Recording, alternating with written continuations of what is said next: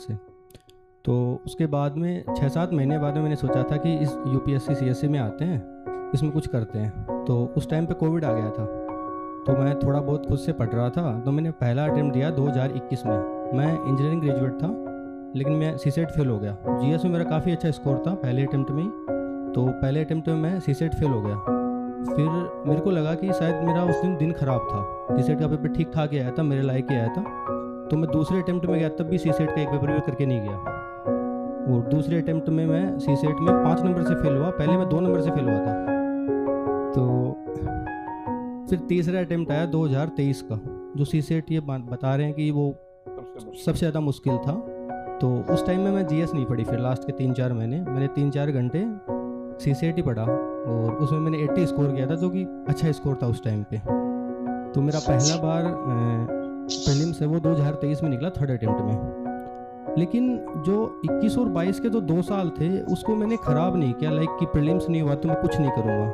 मेरा ये सीन होता था कि प्रीलिम्स नहीं हुआ ना, तो जो मेंस दे रहे हैं ना, उनके साथ मैं टेस्ट ही ज्वाइन कर लेता हूँ, चाहे वो ऑप्शनल की हो चाहे जीएस की हो। तो मैंने दोनों साल 2-2 टेस्ट ही ज्वाइन की, ऑप्शनल की भी और जीएस की भी, और कंटिन्यू टेस्ट लिखे मैंने, कंटिन्यू टेस्ट।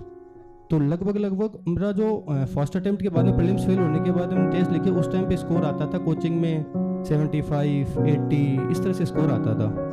और सेकंड में फिर काफ़ी ठीक हो गया था, और थर्ड में तो मतलब काफ़ी कुछ सुधार कर लिया था मैंने।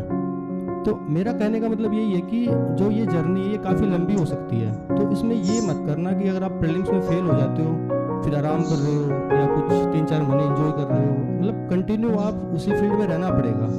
तो सर ने बोला कि पढ़ने के घंटे की बात, तो मेरे अकॉर्डिंग तो 6-7 घंटे इनफ है, और इससे ज़्यादा मैं पढ़ भी नहीं सकता।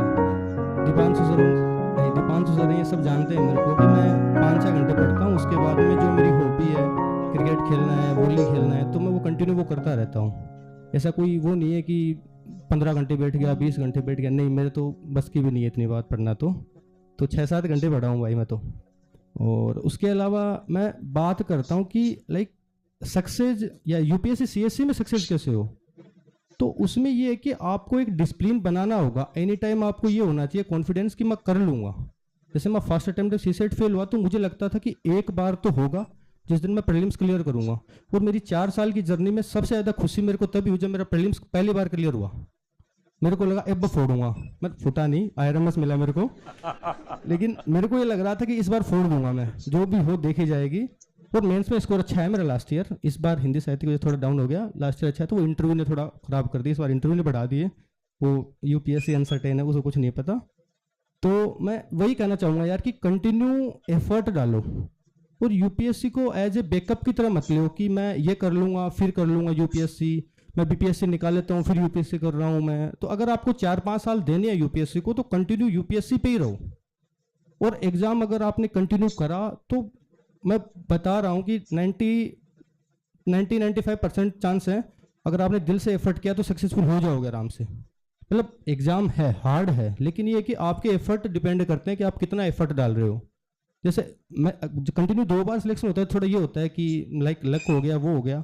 लेकिन इस बार का जो पेपर था, मैं हिंदी साहित्य का पेपर फर्स्ट पेपर देने के बाद में घर वालों के सामने मैं रोने लग गया कि मैंने दिया ही क्यों, से अच्छा मैं लवास ना जाता, अच्छा भले एंजॉय करता वहाँ पे, क्योंकि मेरे को बर्बाद कर दिया था। ये लग रहा था कि मेरे अगर 70 नंबर आ जाए तो वो ज़्यादा होंगे बस अंदर, और उस चक्कर में मैंने हिंदी का पेपर खराब कर लिया मेरा। मैंने 45 नंबर का छोड़ दिया कि अब नहीं हो रहा मेरा से कुछ, तो मैंने ऐसे ही करके छोड़ दिया। उसमें 121 आ गए। अगर वहाँ पे मैनेज कर लेता खुद को, मैं 45 नंबर के क्वेश्चन में कुछ भी लिख देता, तो वो 135 चले जाते और वो आईपीएस आईएएस बन जाता। तो मैनेज, मतलब चीज़ें मैनेज करनी जरूरी है हर इसमें, पूरे फील्ड में। उसके अलावा मूलवान तो यही है यार कि डिसिप्लिन में रहो कंटिन्यू, और कंटिन्यू पढ़ाई करो, एक भी दिन मिस मत करो। जिस दिन आपका ये हो ना कि वीक हो, उस दिन भी पढ़ाई करके वो स्ट्रांग होगा। क्योंकि कभी कभी लगता है ना अपने को कि नहीं हो रहा मुझसे, छोड़ दो, मतलब छोड़ देता हूँ मैं, नहीं होगा मेरे से। उस दिन आप 6-7 घंटे पढ़ लो, फिर ये लगेगा हो जाएगा। तो यही है कि अब 6-7 घंटे जितने पढ़ लो उतने पढ़ लो, और हर रात को सेल्फ डाउट आएगा कि मेरा नहीं होगा इस बार।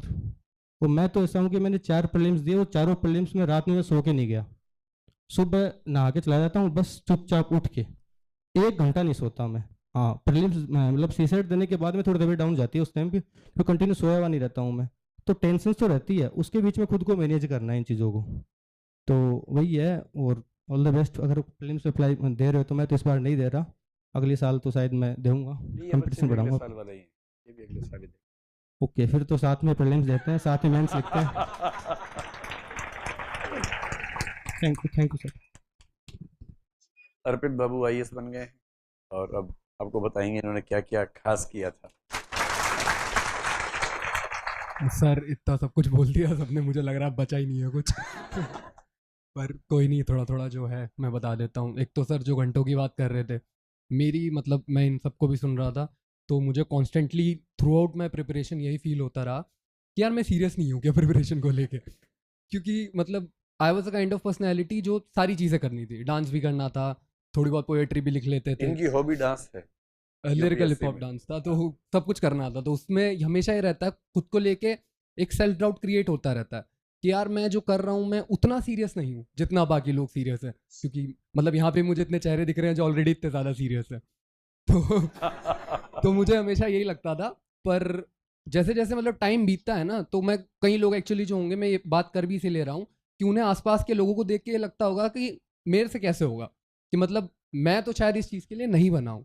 तो उसमें हमेशा ये है कि अगर आप एक एक सीढ़ी देख के चढ़ते जाएंगे तो एक दिन आप पहुंच जाएंगे। आप जब भी ये कोशिश करेंगे कि मैं वहां देख लूँ अंत जहां हो रहा है उस मेरी पूरी जर्नी का, वो उतना ही ज़्यादा मुश्किल होता जाएगा। एक चीज़ ये, और दूसरा अभी तो आप लोग फाउंडेशन में हैं, तो जब आप लोग का अटेम्प्ट आएगा तो एक सिचुएशन क्रिएट होती है। मेरे कई दोस्तों के साथ हो रहा है सर ये, तो मैं इसलिए बता देता हूँ कि अगली बार देखेंगे, वो बहुत लोगों के साथ होगा आपके, ठीक है। तो उस ट्रैप में नहीं पड़ना है।